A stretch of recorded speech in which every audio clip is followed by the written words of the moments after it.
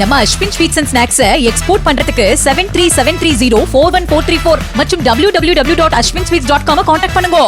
தர்மபுரியில் இருந்து கப்பலூர் தொழில்பேட்டைக்கு சென்ற சரக்கு ரயிலில் இருந்து பெட்ரோல் கசிந்ததால் பரபரப்பு ஏற்பட்டது. இதைத் தொடர்ந்து மதுரை சோழவந்தான் ரயில் நிலையத்தில் சரக்கு ரயில் நிறுத்தப்பட்டு பெட்ரோல் கசிவு சரி செய்யப்பட்டதால் பெரும் அசம்பாவிதம் தவிர்க்கப்பட்டது.